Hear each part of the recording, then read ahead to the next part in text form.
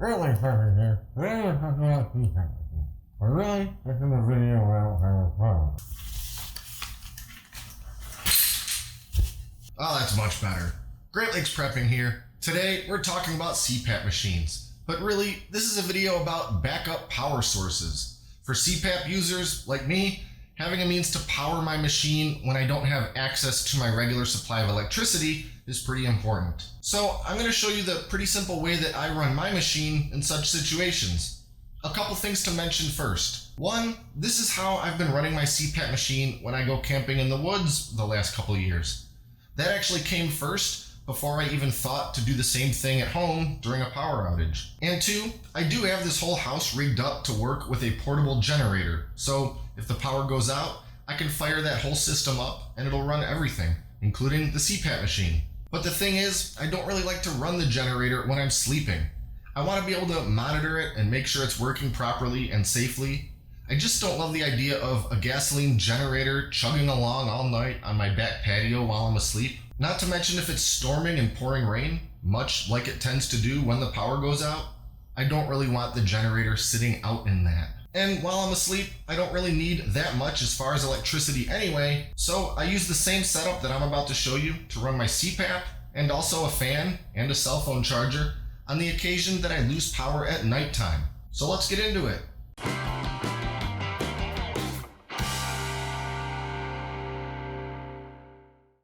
This is my ResMed AirSense CPAP machine, one of the most common CPAP machines currently in use as far as I can tell. This model has the built-in humidifier and heated tube, as most of them do these days. Now, when we're talking about backup power for something like this, they sell all manner of power stations and solar generators and similar products that basically amount to very expensive all-in-one boxes that do more or less the same thing as my clunkier, less pretty DIY version. And my clunkier DIY version basically amounts to a small power inverter and a big-ass battery. So what are the differences or benefits of going with the DIY version versus, say, a store-bought all-in-one power station? Well, the store-bought power stations tend to use lithium batteries, which are smaller and lighter, and they come in a consumer-friendly, handy presentation. Basically, a box that's all self-contained and has all the little outlets and ports and features kind of all right there in a very nice arrangement. Whereas the DIY version obviously is just a couple of components that you have to connect together separately. One of the main differences in those products is that they use lithium batteries, and I'm using a classic lead acid marine battery, which is not too much different than a conventional car battery. This wasn't a particularly expensive marine battery, about $120 a couple years ago. So why go with the DIY version? Well, pretty much the number one reason is the same reason for most DIY things, and that's the cost. An all-in-one lithium power station with comparable amp hours to my setup can cost upwards of $1,300, whereas my setup all in costs around $240. And about 80 of that was for the battery box and plug adapters and so forth that aren't exactly necessary, but make everything a little more convenient to use.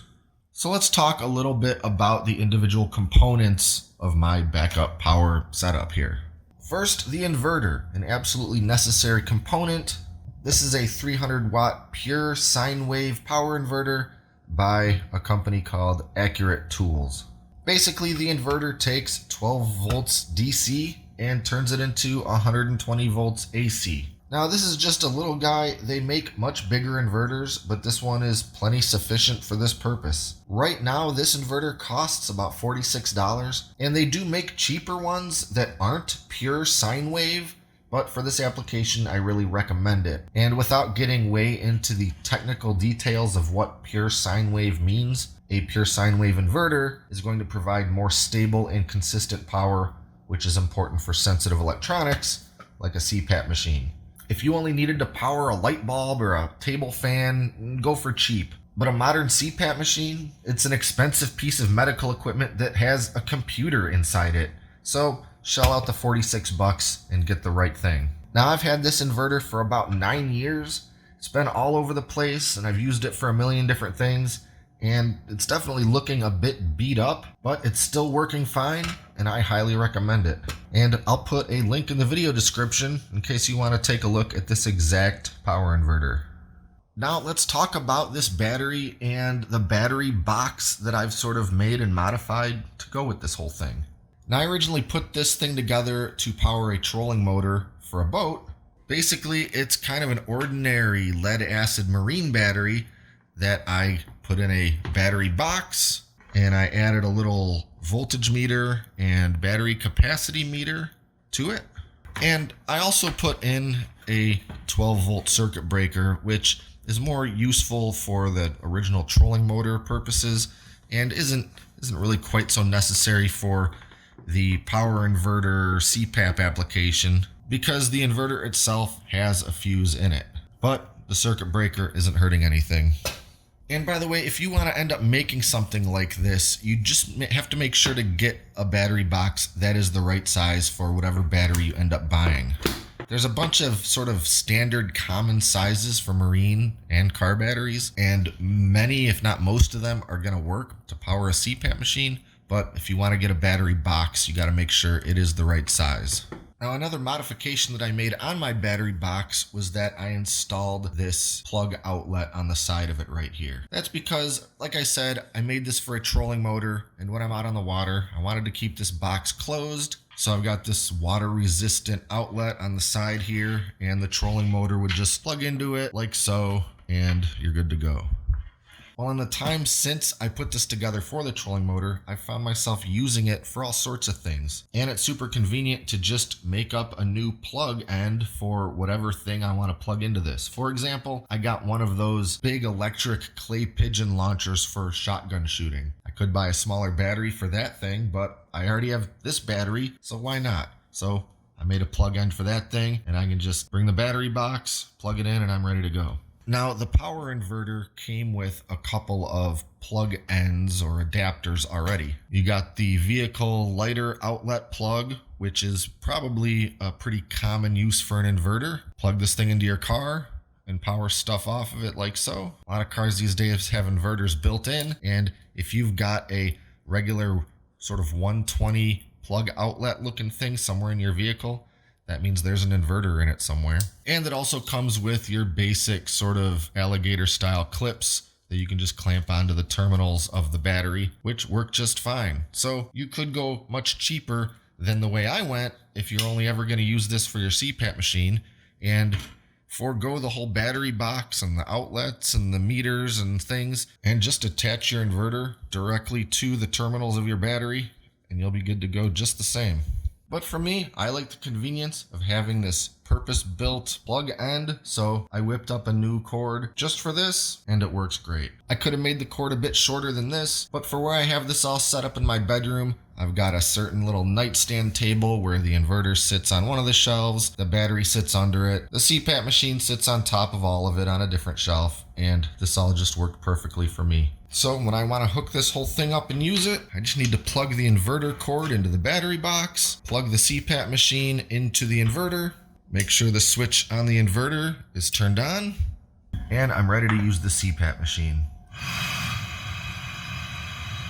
And the last thing we'll talk about, which is I'm sure one of the things that you really want to know, is how long can I run the CPAP machine off of this setup? Well, the CPAP machine uses between 57 and 104 watts, depending. Running the built-in humidifier and the heated tube increases the wattage used. And this marine battery is a 115 amp hour battery, so using some math and an online calculator, my setup should be able to run my machine for somewhere between 132 and 242 hours. That's between 5.5 and 10 entire days, or between 16.5 and 30 nights at 8 hours per night. That's a pretty long time. Now, the longest I've used this in a single stretch is only 4 nights. And that was while camping, and also with this fan plugged in and running all night, and also a cell phone charger, which, by the way, this inverter has a USB outlet for exactly that.